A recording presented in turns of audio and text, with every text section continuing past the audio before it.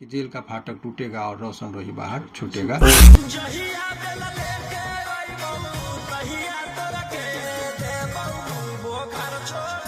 तो रोशन रोही इस बार उसके सारे बाधा जो है सो कट चुके हैं। रोशन रोही जो है सो बाहर बहुत जल्द रोशन रोही निकलने वाले हैं जेल से। हमने सर बताए हैं, सिनवंदन सर बताए हैं, जो कि तमाम वीडियो आप यहाँ पर देख सकते हैं। आइए सर से मिलाते हैं और इनसे कुछ सवाल करते हैं। सर, पिछले इंटरव्यू में बोले थे कि 2 मंथ के बाद रोशन रोही शायद बाहर आएंगे, लेकिन क्या कुछ प्रोसेस है? थोड़ा पब्लिक को डिटेल में बताइएगा। देखिए, बहुत अच्छी बात। जनरली इस टॉपिक पर मैं इंटरव्यू नहीं दे रहा था क्योंकि समय से पहले उस चीज़ पर नहीं बोलना चाहिए। अब रोशन रोही के निकलने का वक्त हो गया है और ये नहीं, जो भी बात होना चाहिए वो एक ऑथेंटिसिटी के साथ मैं बता रहा हूँ। देखिए, सबसे पहले ये हमारे पास वो माननीय हाई कोर्ट का जजमेंट की कॉपी है, जिसमें देखिए कि ये कॉपी में बहुत विस्तार से जजमेंट में जज साहब ने क्या लिखा है उसका ये कॉपी है। तो ये चीज़ आप लोगों को दिखा रहे 3-4 पेज में पूरे इस घटना के बारे में माननीय न्यायालय ने एक एक चीज़ लिखा है। एक एक चीज़ को जज साहब ने लिखा है कि क्या है इसमें और क्या नहीं है, तमाम तरह का चीज़ों का।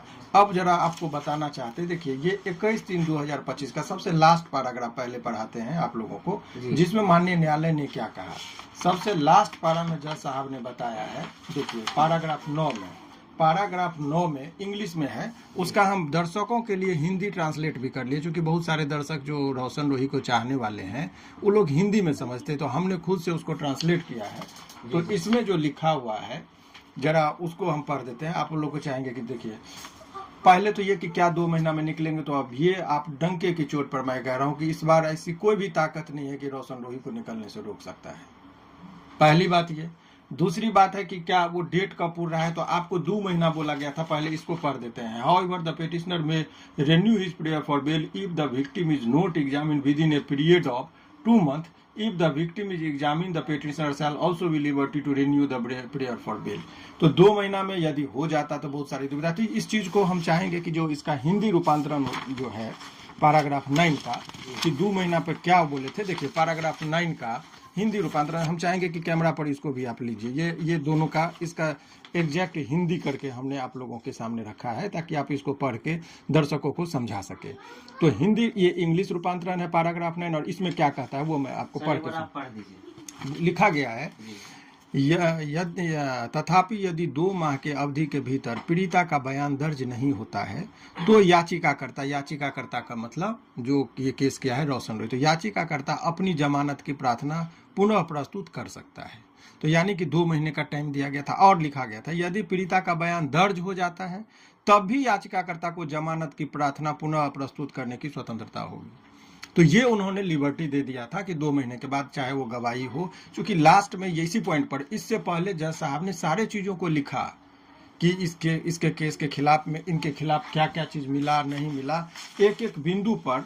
अब जरा उसको भी हम मुख्य बात, जो हालांकि बहुत लंबा चौड़ा है, उतना दर्शकों को मतलब नहीं है, लेकिन कुछ बात ये मेरा नहीं कहना है ना किसी वकील साहब का, ये जो जज साहब का जजमेंट है उसके अंदर क्या क्या बातें छन के आई, ताकि सत्य, देखिए सत्य परेशान हो सकता है, पराजित नहीं हो सकता है।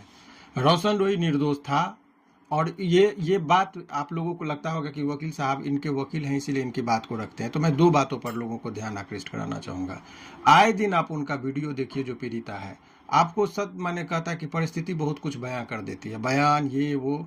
तो आदमी जेल में है, उसके बाद जो जिस तरीके की बयानबाजी हो रही है, उनके कंडक्ट, उनके व्यवहार से आपको पता चल जाएगा कि कौन सच्चा है कौन झूठा है, कैसे साजिश करके उसको जेल में फंसाया गया, जेल डलवाया गया, वो सारा चीज़ परिस्थिति बयां करता है। हमने न्यायालय के समक्ष सारी बातों को रखा। अब एज के रिगार्डिंग जो है सो, और इसमें एज के साथ साथ माननीय न्यायालय में जो बहुत महत्वपूर्ण बात आया कि शरीर पर जो है इनके कोई भी ऐसा, जैसे किसी व्यक्ति के साथ शारीरिक संबंध होगा, यदि रेप करेगा तो शरीर पर मेडिकल में आता है क्या आया नहीं है, सारे चीज़ों को जज साहब ने बहुत ही, ये the age of the victim is 19 to 20 years, देखिए यहाँ पर जो लिखा है हिंदी में पढ़ के सुनाते हैं, इसी का ट्रांसलेशन है जो पैराग्राफ में, वो हम हिंदी वाला बताते हैं। पीड़िता की आयु लगभग 19-20 वर्ष है। चिकित्सीय रिपोर्ट से इसको चाहेंगे कि पहले आप इनको दिखाइए ताकि लोगों को बीच में ये चीज़ें समझ में आना चाहिए कि क्या क्या हमने दिया है। वो जजमेंट की कॉपी है, इसमें उन्होंने लिखा है पीड़िता की आयु लगभग 19 से 20 साल वर्ष है और चिकित्सीय रिपोर्ट से वादी द्वारा लगाए गए आरोप की पुष्टि नहीं होती है। जो मेडिकल रिपोर्ट है उसमें जो आरोप उसने लगाया इस बात की कहीं पुष्टि नहीं हो रही है। तो किरण सिंह आगे सुन लीजिए, क्योंकि वादी के शरीर पर यौन या शारीरिक हमले का कोई संकेत नहीं पाया गया। ये जज साहब लिख रहे हैं क्योंकि मेडिकल रिपोर्ट देख के। अब कहाँ पर आया है तो डायरी के 143 पैराग्राफ में जिसका हमने बहस के दौरान रखा था ऊपर है कि अनुच्छेद 113 में यह उल्लेख किया कि पूर्व में दिनांक 11/11/2007 को एक सहमति पत्र तैयार किया गया था जिसमें वादी का विवाह अभिषेक कुमार नाम के व्यक्ति से बालिग होने पर करने की बातें कही गई थी। यानी ये भी बात आ गया जजमेंट में कि इससे पूर्व में एक लड़का अभिषेक कुमार के साथ सहमति पत्र बनी थी, उस पर भी इसी तरीके का शादी का दबाव दिया गया था। ये जजमेंट का मैं हिंदी रूपांतरण लेके इसलिए आया हूँ इस जजमेंट का ही ट्रांसलेट करके, ताकि लोगों को समझ में आना चाहिए कि किस तरीके से निर्दोष लोगों को फंसाया गया था। तो ये चीजें हैं। माननीय फिर पैराग्राफ 5 में जज साहब कह रहे हैं कि माननीय अधिवक्ता, माने जो वकील साहब हम लोगों ने जो कहा है, मैंने जो कहा था, माननीय अधिवक्ता आगे यह प्रस्तुत करते कि केस डायरी के पारा 45 से प्रस्तुत होता है कि वादी का जन्म तिथि नर्सरी में नामांकन रजिस्टर्ड दर्ज नहीं है, केवल प्रधानाध्यापक का हस्ताक्षर है जिसमें दिनांक 23/1/2006 को अंकित पाया गया। एक में 2006 का इनका दिखाया गया और इनके जब इसी बात को जब देखेंगे आप तो और इसमें 2000 जबकि उसमें जन्म तिथि इनका आधार कार्ड लिया गया नगर तो 14/5/2007 है। तो यानी कि मैंने पहले भी जो कहा था कि 2007 में व्यक्ति का जन्म होगा तब नहीं स्कूल में एडमिशन होगा। तो 8 में होना चाहिए, 9 में होना चाहिए, 10 में होना चाहिए। लेकिन ये बच्ची का स्कूल में क्या हो रहा है, जन्म तिथि 2006 में ये एडमिशन ले रही है और जन्म प्रमाण पत्र कहाँ का दिखा रहा है 2007 में। तो 7 में जन्म लिया, उससे पहले ही 1 साल पहले एडमिशन हो गया था। कितनी फर्जीवाड़ा है ये। हमने नगर निगम में जो उन्होंने सर्टिफिकेट लगाया उसके रिगार्डिंग जो है सो न्यायालय ने फिर कहा कि विभिन्न जगह भिन्न जन्म तिथि प्रस्तुत कर रही है। अतः यह प्रस्तुत किया गया कि सूचनाकर्ता नाबालिग नहीं है और चिकित्सीय रिपोर्ट में भी सूचनाकर्ता की उम्र 19-20 वर्ष है। यानी मेडिकल में भी कहा उस टाइम में 19-20 आज की बात नहीं है, आज तो 24-25 की होगी वो जिस टाइम में केस का ये हवाला दे रही उस टाइम का रिपोर्ट के मुताबिक ये है। तो ये देखिए ये मेरिट पर पूरा केस डिसाइड हो गया था। तो कहिएगा कि सर इतना मटेरियल जज साहब ने लिखा था तो इनको बेल उस टाइम में क्यों नहीं हुआ? तो ये एक बहुत महत्वपूर्ण प्रश्न है। इसी बात को उन्होंने जज साहब के सामने ये बातें रखी कई जिस पैराग्राफ का है कि उसने हाथ जोड़कर कहा कि ठीक है ये निर्दोष है, छूट जाएंगे, हम गवाही देने जाएंगे तो हमको मार सकता है, इसके पास बहुत अपार समर्थक है, मिलियन में लोग देखते हैं, हम केस कर दिए हैं तो हमको गवाही नहीं देने दिया जाएगा, हमारे जान को खतरा। इस बात पर जज साहब ने कहा कि ठीक है तुमको 2 महीने का वक्त देते, तुम अपना गवाही, तुम राइट रॉन्ग जो कहना है तुम कह दो। तो हमने कहा कि हुजूर ये गवाही देने के लिए बोल रहे हैं, यदि 6 महीना नहीं देगी तो 6 महीना लड़का जेल में तो नहीं रहेगा। तो माननीय न्यायालय ने कहा कि इसीलिए अल्टीमेटली लास्ट टाइम उनको 2 महीने का दिया कि तुम 2 महीना में अपना देना है तो दे दो, अगर तुम गवाही नहीं दी तो ये 2 महीना के बाद इनको लिबर्टी दिया गया कि तो आप जेल आप आइए, हमको प्रेयर के लिए बेल के लिए आप प्रार्थना करिए, हम स्वीकार करेंगे या सुनेंगे। ठीक है, तो अभी एक बात अभी उस पर भी हम आएंगे। तो अभी जो जजमेंट की कॉपी हमने बताया ये मेरा नहीं, फिर भी इसके अलावा भी यदि कोई लोग हाई कोर्ट से बड़ा तो कोई नहीं है। ये केस नंबर भी आप लोग लिखिए ताकि लोगों को समझने में भी ये लगे। देखिए ये केस नंबर है, अगर इस जजमेंट में 95 देखिए ये केस नंबर है और ये एडवोकेट का नाम भी यहाँ पर शो करता है। हम दोनों चीज आपको बताना चाहेंगे ये क्यों दे रहे हैं। ये केस नंबर है, ये केस नंबर है, ये जो देखते हैं 95-89-2025 का जो है इनका केस नंबर है।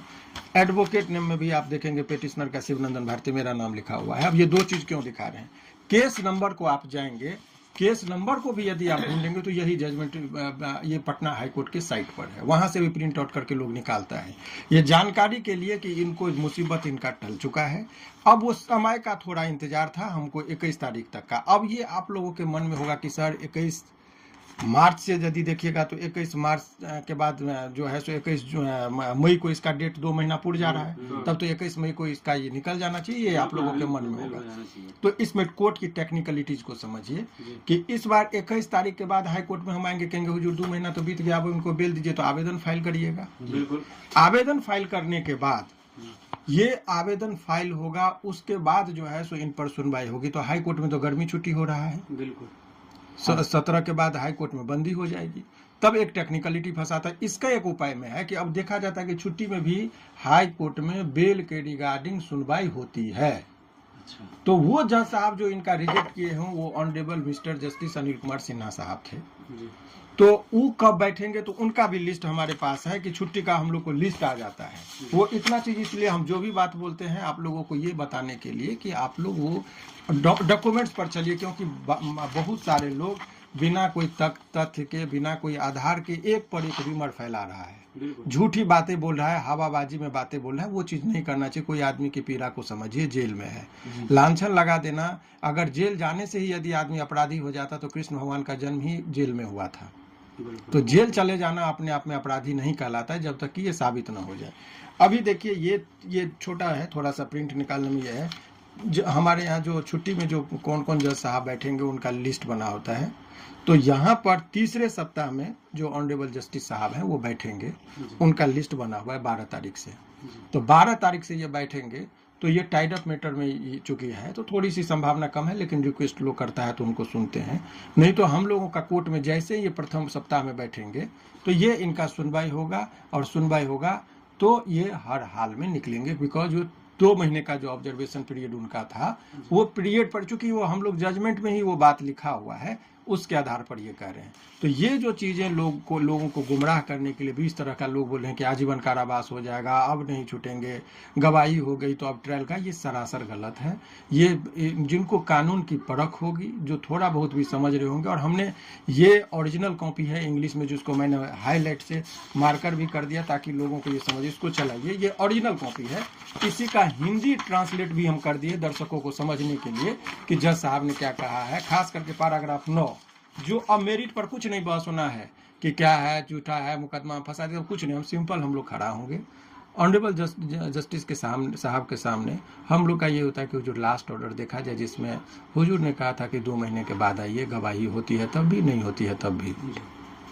अब हम लोग आ गए हैं, अब तो हुजूर को मेरिट पर देखना चाहिए। तो अब उसमें पहले तो कॉल रिपोर्ट होता है कि हुआ है कि नहीं है, तो अब इसमें वो भी नहीं होने की संभावना, क्योंकि वो दोनों लिबर्टी दिए थे, हो जाए तो भी, नहीं है तो भी आप आइए, आपका ये होना है भी। तो ये तमाम तरह का चीज हम लोगों ने वो दे दिया है। इसीलिए ऐसे परिस्थिति में अब कहीं कोई दुविधा नहीं है इस पूरे केस में। और आज भी हम कह रहे हैं, अब जब कभी भी हाई कोर्ट में नेक्स्ट सुनवाई होगी वो उसी दिन जो है सो रोशन रोही जेल के बाहर आ जाएगा। तो अब जो उनके चाहने वाले हैं, जो दर्शक उनको देख रहे थे, उन लोगों को के लिए खुशखबरी है कि बहुत जल्दी इस बार कोई भी चाल इन लोगों की नहीं चलेगी, कोई भी ताकत इन लोगों की नहीं चलेगी। इस बार समझिए, नहीं कहावत है कि जेल का फाटक टूटेगा और रोशन रोही बाहर छूटेगा, यही सिद्धांत पर अब काम होगा, क्योंकि वो सारे चीज़ों को वो कर लिया है।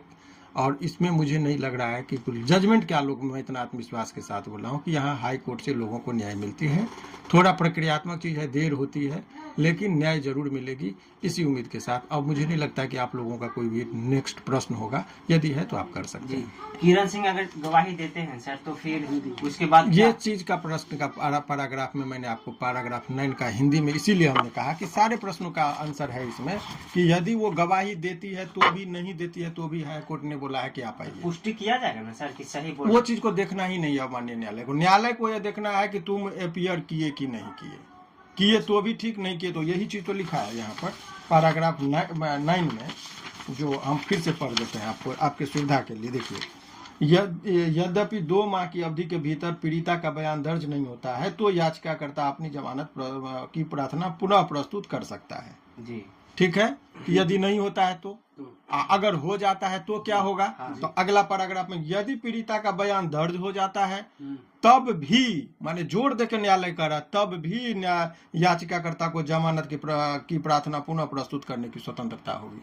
यानी दोनों बात को कह दिया। बिल्कुल यही बात का ये जो ऑब्जर्वेशन होता है ना, ये अपने आप में बहुत बड़ा चीज होता है। हो जाए तो भी, नहीं हो तो भी उनको आना है। अब ये तो हमको लगता है इससे बेहतर आपको जवाब हमने ये कागज दे रहा है, जो चीज वो न्यायालय का है। और पैराग्राफ 9 का जो इसका जो ओरिजिनल है वो इंग्लिश, चूंकि हाई कोर्ट में जजमेंट इंग्लिश में लिखाता है, वो हिंदी में हमने ट्रांसलेट करके दर्शकों के लिए कहा है। तो ये पैराग्राफ 9 भी लोगों को आप पढ़ाकर दिखा सकते हैं। ये ओरिजिनल है इंग्लिश में और इसी का हिंदी ट्रांसलेशन है, इसको जाके मिला लीजिए। चलिए, पब्लिक का सवाल है, ऑडियंस लोग का सर, रोशन रोही जेल में फिर भी गाना गाते हैं, तो ये सुनिए, कहाँ वो तक- पहले से ही गाना गा के जो अपना चला के रखा हुआ है वही चीज चल रहा है। और वो गाना क्या गा रहा है उस ये मैटर पर केस की कोई दुविधा नहीं है। ऑडियंस नहीं, वो पहले का गाना वो रिकॉर्ड करके रखा हुआ था, वही गाना रिलीज हो रहा है। ऐसा होता है सर कि जेल से मैंने एक नहीं, ऐसा कुछ नहीं है। आने के ऐसा विधिवत कुछ नहीं है। वो गाना जो पहले का है वही रिकॉर्ड करके रखा था, रिलीज अब कर रहा है। जैसे कोई आदमी सिनेमा में काम किया हो हाँ, हाँ।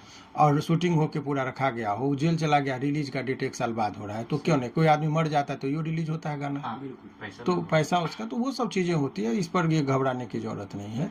तो अभी आप इतना समझिए, डंके की चोट पर कोई भी आदमी यदि वो गुमराह कर रहा है, हताश कर रहा है, तो मैं भी यहीं पर हूँ बैठा हुआ। आपको मैंने कह दिया कि इस बार कोई लोचा नहीं है। इस बार फाइनल जजमेंट जिस दिन आएगा, प्रक्रियात्मक कोई एरर ना हो, तो अब बोलिएगा प्रक्रियात्मक एरर कि मान लीजिए कभी सिग्नेचर छूट गया, कभी कुछ छूट गया, तो वो सब प्रोसीजरल एरर है। लेकिन मेरिट पर जब कभी भी ये केस डिसाइड होगा तो रोशन रोही इस बार उसके सारे बाधा जो है सो कट चुके हैं।